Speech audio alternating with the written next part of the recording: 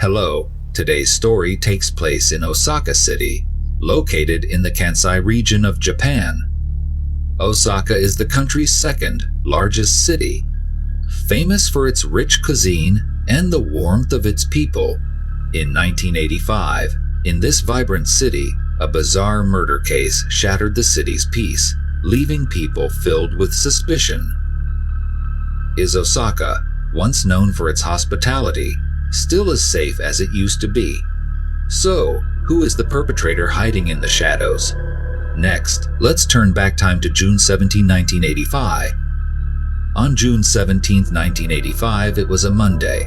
In the Samba-Matsu area, Kadaki Town, Kitakashugari District, Nagawa Province, southeast of Osaka City, a farmer, after finishing his field work, was on his way home when a cardboard box lying in a bamboo forest by the roadside caught his attention. Driven by curiosity, the old man approached the box to see what was inside. When he opened the cardboard box, he was horrified to discover dismembered body parts. The ghastly sight and the stench made his hair stand on end, and he collapsed in shock. He hurried to the nearest public phone booth and called the police. Upon receiving the report, the Takata Police Department in Nagawa Province immediately went to the scene. The victim was a female, approximately 20 years old, whose body had been divided into 6 parts, including the head, torso, and limbs. Clearly, this was a brutal murder, with attempts to dispose of and destroy the body. The police quickly formed a special investigative team to look into the case. The autopsy results showed that the victim's stomach contained remnants of sushi rolls and stomach medication. Based on the shape of the rice grains, it was determined that the victim had eaten sushi rolls before her death. Marks on the victim's neck indicated she had been strangled before she died. The time of death was estimated to be between 4 p.m. and 6 p.m. the previous day. Not long after, based on missing person reports, the police identified the victim. Her name was Ryu-Chu, a student at a special education school in Osaka City, suffering from intellectual disabilities. 2 months prior, one afternoon, she had snuck out of the school's dormitory, claiming she wanted to go to a laundry shop in Tondabayashi City, Osaka Province, for vocational training, and she had not been heard from since.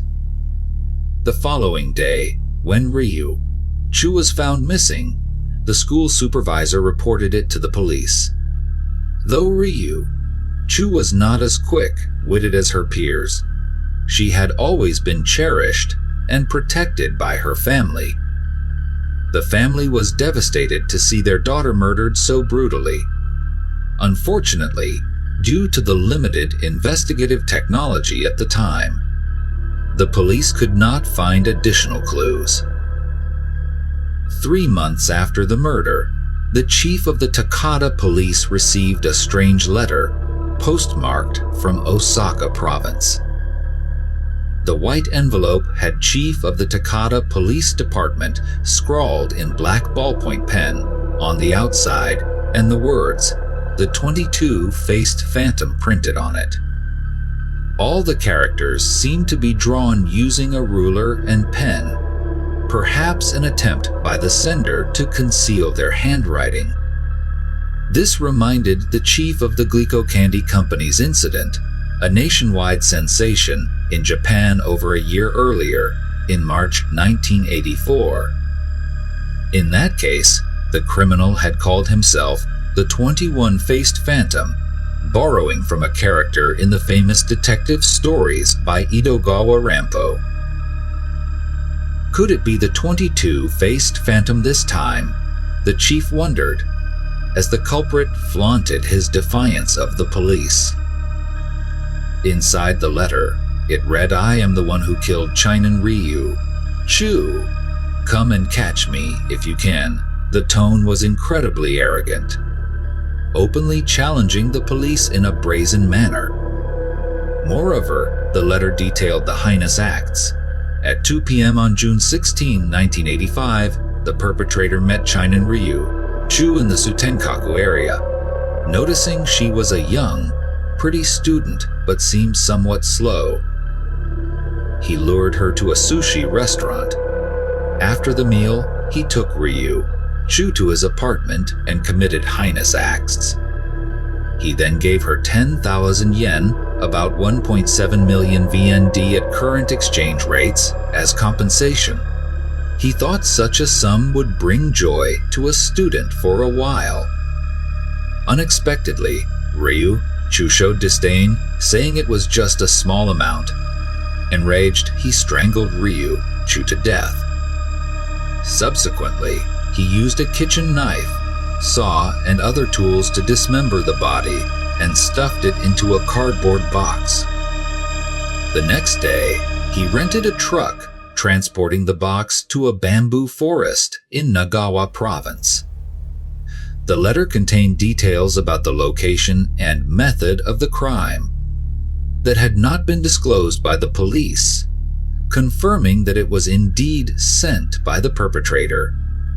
Nevertheless, whether the culprit in this case was the same as the 21-faced phantom in the Glico case or merely an imitator still needed further investigation. The police extracted security camera footage from the Shiha Tnca area and discovered that she had gone to a sushi restaurant with a middle-aged man. However, due to the high number of daily customers entering and exiting the restaurant, the staff could not remember any specific features of that man. It is known that the victim Chiache loved visiting bars. Based on this clue, the police compiled a list of over 500 suspects. Among them, a man named Kamata sent a letter of explanation to the police. In the letter, he attached a used train ticket. The departure station was Jiaxin in Osaka, and the destination was Tokyo. The man wrote, "I am not the culprit. On the day of the incident, I was in Tokyo." The police found fingerprints on the letter, though they were incomplete.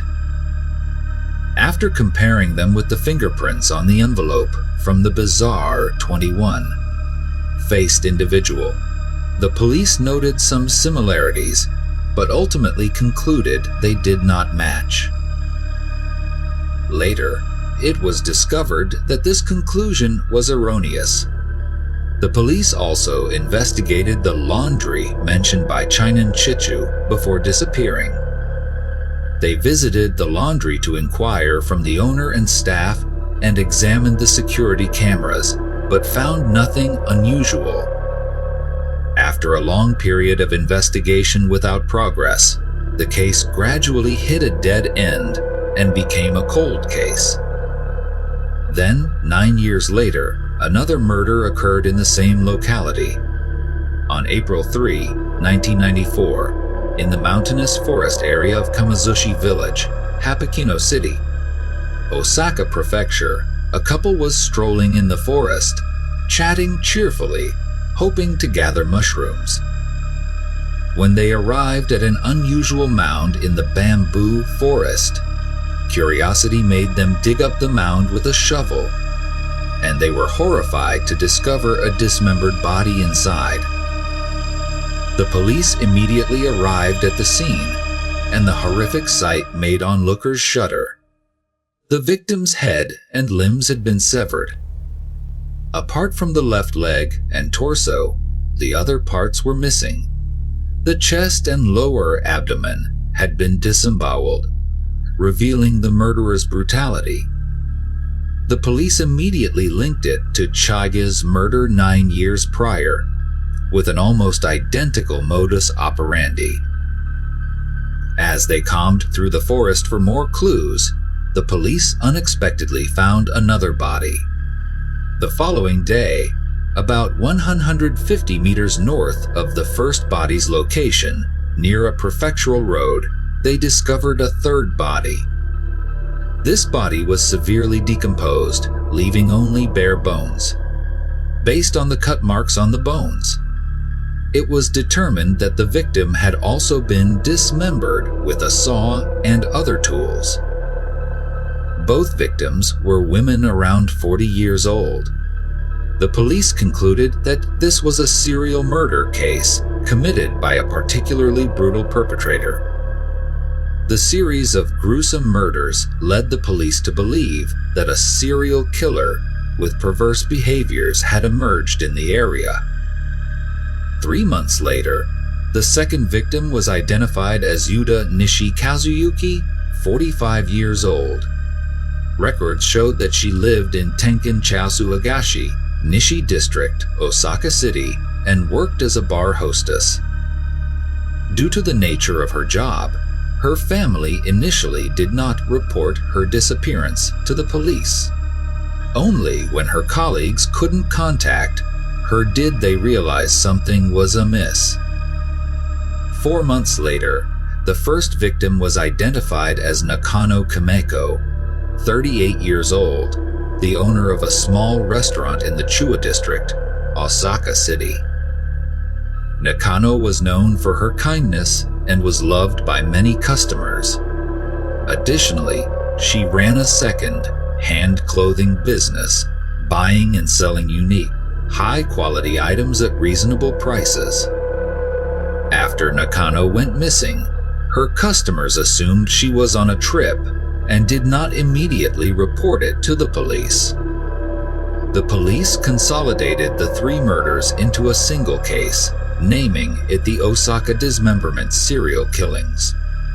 Due to the case's severe nature and the perpetrator's brutality, the National Police Agency, an NPA of Japan, classified it as a priority case designated by NPA with code number 122. In Japan, cases designated with an NPA code are particularly serious and require national priority investigation. Examples being the Node case, see Kazamai, and the Confexaka publisher Galiko case we've previously studied, which are coded Lennon 8 and 1 and 14 respectively. The severity of the Osaka Dismemberment serial killings is undeniable. However, at the time of the murders, the sarin gas attack on the Tokyo subway by the Aum Shinrikyo cult was the focal point of Japan's attention. The sensational event dominated the headlines of all media, leaving the Osaka Dismemberment serial killings lacking significant public interest. The police continued to review the list of previously convicted criminals in Osaka and uncovered a noteworthy clue. At a garment factory in the Chuo district, Osaka City, once a man stole 78 pairs of trousers stored in a carton box from a warehouse of a sewing factory. The security camera footage showed that he didn't show any signs of concealment. On the contrary, he was very calm and acted as if he were doing a routine job.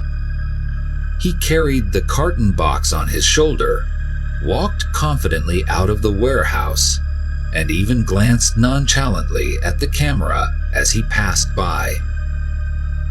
None of the employees realized he was a thief. It wasn't until the inventory check that they discovered the items were missing. In April 1994, the thief was arrested in a residential area in Osaka.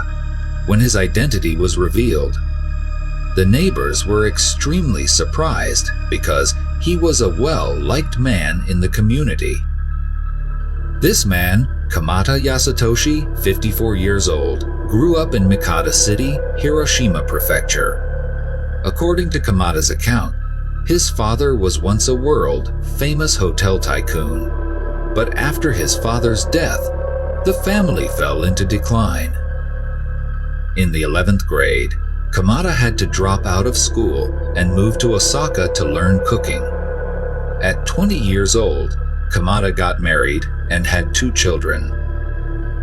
After his wife passed away, Kamada frequently moved houses with his 2 young children and eventually settled in Nishi Ward, Osaka City.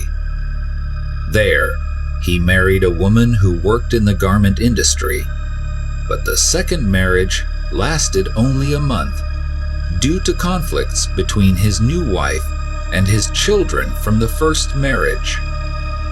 Kamada made a living as a street vendor, primarily selling clothes and accessories. Thanks to affordable prices, Kamada's stall was always bustling with customers, especially women. Kamada's friendly demeanor made others feel close and trustworthy. Many regular customers affectionately called him Mr. Kamada or Uncle Kamada. Residents often saw Kamada riding a bike with his beloved dog Modi in the basket. The cute little dog with its fluffy white fur created a stark contrast to the image of a thief. However, to those who knew Kamada well, his arrest came as no surprise. Kamada was truly a double-faced individual. He liked to show off, often boasted, and exaggerated the truth. His father wasn't a hotel tycoon, but simply ran a business supplying toothpicks to inns. His second marriage didn't fail due to conflicts between his new wife and his children, but because he frequently abused his wife. Each time Kamada hit her, his children would intervene and even shield their stepmother. After the divorce, Kamada abandoned his 2 children to be raised by his ex-wife while he lived with his mistress. Friends described Kamada as sensitive and hot-tempered, easily angered over trivial matters.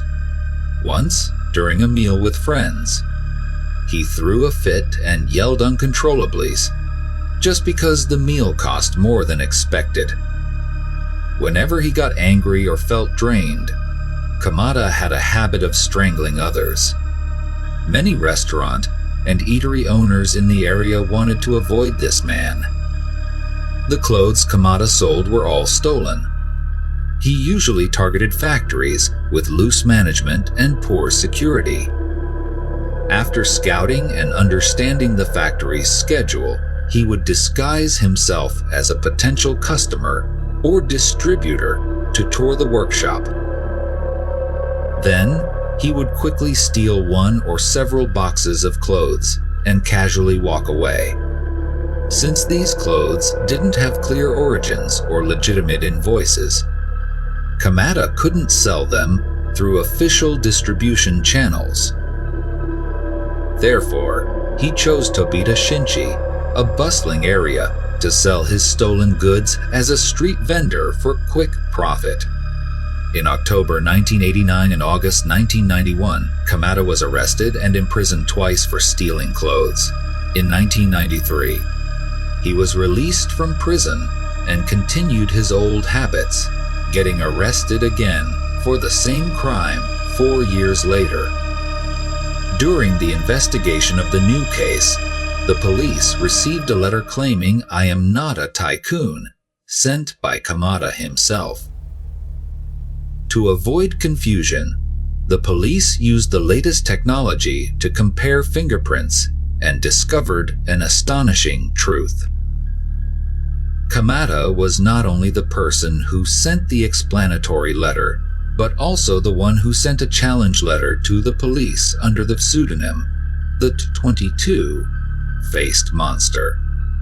Due to the limited forensic technology at the time, the police hadn't previously identified the matching fingerprints on the 2 letters.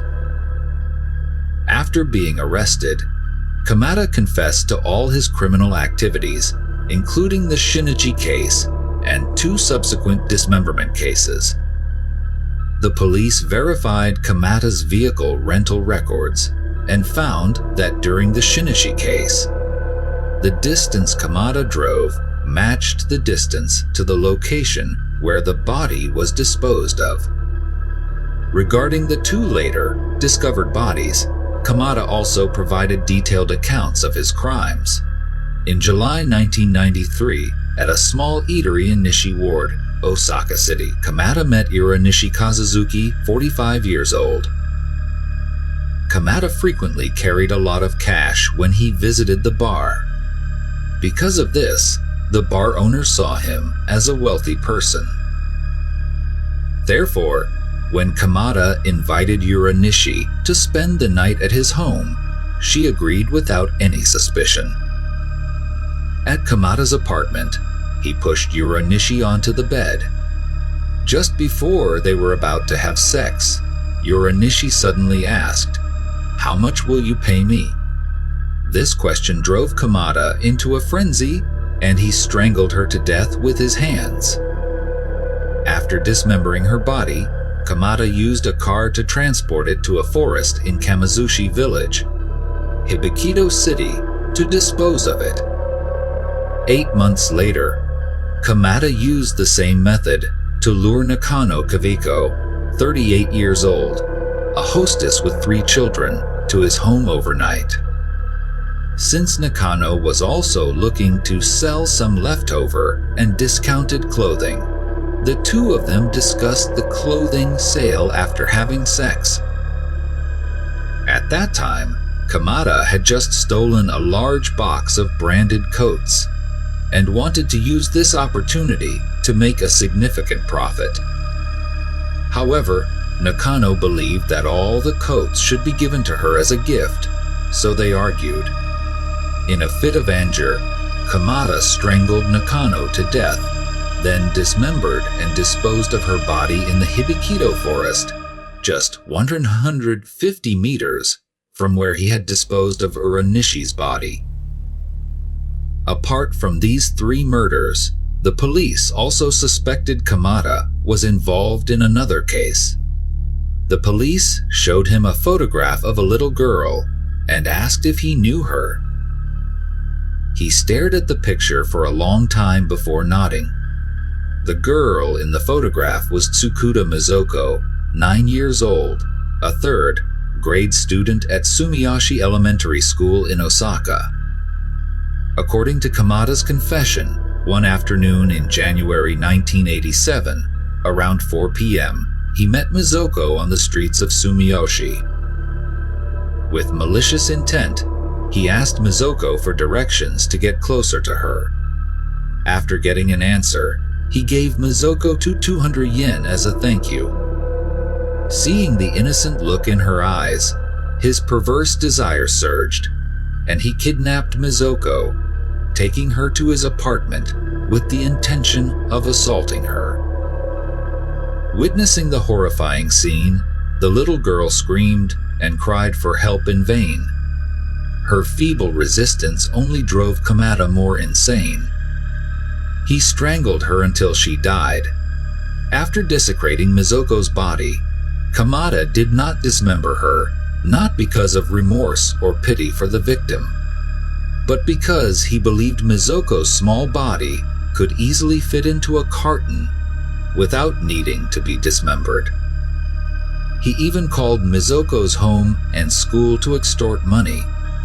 He demanded the family pay 30 million in ransom. Mizoko's family received a total of 5 extortion calls, but the ransom amount was too large for them to meet, leaving them in despair and waiting in hopelessness. Mizoko was a well-behaved, adorable girl who loved animals. Her smile was always radiant, warming everyone around her. Upon hearing of her disappearance, her teachers and friends made efforts to find her.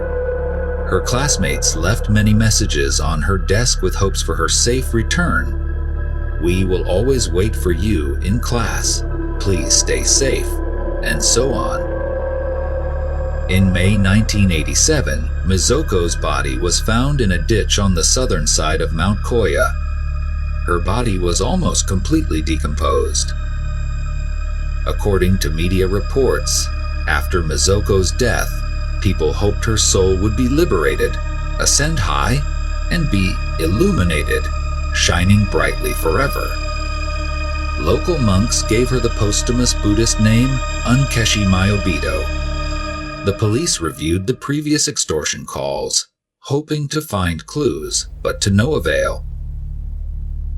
During Kamada's interrogation, the police noticed his abnormal behavior when asked about Mizuko's case, and as suspected, Kamada confessed to all his crimes.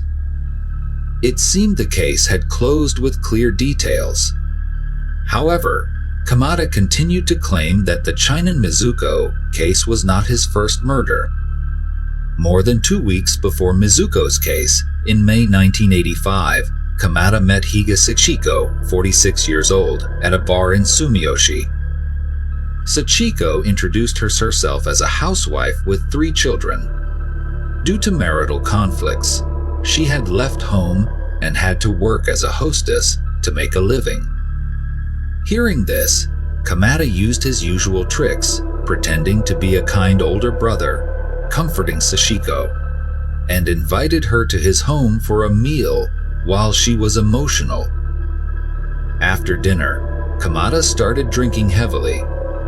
Seeing this, Sachiko worriedly advised him, "Drinking too much is bad for your health." Strangely, this well-meaning advice enraged Kamada. He lunged at Sachiko and strangled her to death. This was Kamada's first kill. However, he acted with a calmness and decisiveness typical of a seasoned killer. Find the carpet piece and lay a plastic sheet in the room. Then use a saw and kitchen knife one by one to dismember the victim. Finally, he drove the body to a forest near Onoko in Nishikube District, Hyogo, to dispose of it. In May 1995, the police found Sachiko's body in the forest. By then, the body had decayed to bones, but traces of dismemberment were still evident. The incident had occurred 10 years prior. Sachiko's husband reported that 3 days after she left home, he went to the police station to file a report. Initially, he thought it was just a marital quarrel, leading her to leave temporarily, and that she would soon return. But as 3 days, a week, a month, and then a year passed by without any word from Sachiko, he grew increasingly worried. The police launched an investigation quickly, but Sachiko seemed to have vanished without leaving any clues behind. As time went on, the case gradually reached a dead end. For 15 long years, her husband ceaselessly searched for her, only to learn the harsh truth, leading him to endless regret. In May 1995, the police arrested Kamada for murder. On October 25 of the same year, Kamada's trial was held at the Osaka District Court. The court decided to separately try the murder cases Kamada committed. According to Article 45 of the Japanese Penal Code regarding the accumulation of sentences, the case was divided into 2 parts, Case A and Case B. Case A included 3 murders: Sachiko Higashichichi, Hishu Chinan, and Mizuko Tsukuda. All 3 murders occurred at Kamada's apartment in Tenkachaya, Nishi District, Osaka. Case B included 2 murders, Kazujuki Yora Nishi and Kimiko Nakano, along with several thefts. The 2 murders in Case B occurred at Kamada's apartment in Ibisu Nishi, Nanagawa, Osaka. Reviewing the entire case, it became evident that Kamada's methods had some common points. Despite the varying ages and social statuses of the victims, except for the 9-year-old girl, the other victims had in common that they worked or frequently visited night spots in Osaka. All were murdered at Kamada's residence and then disposed of in desolate places. Because Kamada chose his victims randomly, the cases seemed unrelated. Additionally, during his 9 years of criminal activities, he moved over 20 times, indicating an awareness of how to evade law enforcement. It wasn't until Kamada's confession that the police could uncover the secrets behind this series of murders. In March 1990, 11 years after the first incident, Kamada's trial took place in the Osaka District Court. In a surprising turn, Kamada changed his testimony, adamantly proclaiming his innocence, particularly in the Mizuko Tsukuda case. He claimed he wasn't the one who called the victim's family for ransom. Kamada asserted that he did not kill the victims in Case B. Rather, an acquaintance did, and he merely helped dispose of the bodies. He claimed his earlier confessions were coerced by the police. Regarding theft charges, Kamada also denied any involvement. The police investigated Kamada's relationships and canvassed the area around his residence in the Nishi district of Osaka to find information about the acquaintance he mentioned. However, no information about such a person was found. The final conclusion was that Kamada acted alone. The National Institute of Forensic Science at Taito University analyzed the voice in the ransom recordings from the Mizuko case. The results showed that the voice closely resembled Kamada's. However, Kamada's defense attorney requested a re-evaluation. 2 years later, the National Institute of Forensic Research in Japan concluded that only 10 out of 121 voice features in the recording matched Kamada's voice. Therefore, the Forensic Research Institute determined that the voice in the recording was not Kamada's. In January 1999, the Osaka District Court declared Kamada Yasuo guilty of all charges and sentenced him to death. Kamada appealed to a higher court. In July 2005, the final appeal hearing was held at the Japanese Supreme Court. The court upheld Kamada's death sentence. The judicial panel declared that Kamada showed no remorse, particularly highlighting his heinous, cruel, and inhumane actions in murdering the 9-year-old girl and extorting her family. A year later, in prison, Kamada stated, "Life has laws prohibiting murder, yet the death penalty is still carried out. I believe that is true murder." During the trial, both the police and the prosecution labeled me as the culprit, and even when I defended myself, the judge did not listen. In 2011, after 6 years of imprisonment, Kamada still adamantly claimed his innocence. In the investigation forms, he cited high blood pressure and shaky hands as reasons for refusing to provide a statement. On March 25, 2016, Kamada, also known as TC, 75 years old, was executed at Osaka prison.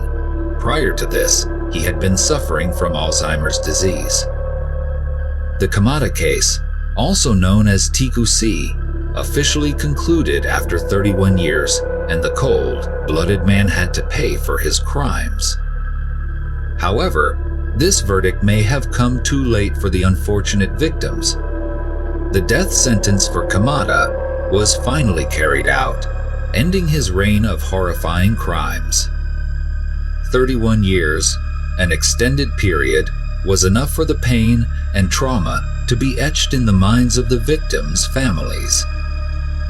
Although justice was ultimately served, this verdict could never soothe the pain of loss, nor could it bring back the deceased. The Kamada case serves as a painful reminder of the dark side of society, the existence of perpetrators with human appearances, and the immeasurable consequences they cause. Moreover, the case raises a challenging issue for the judicial system: how to punish criminals strictly and promptly, ensuring deterrence and general prevention. without mistakenly letting criminals escape justice or wrongfully convicting the innocent? The answer to this conundrum remains elusive. Today's video ends here, and we look forward to seeing you in the next videos.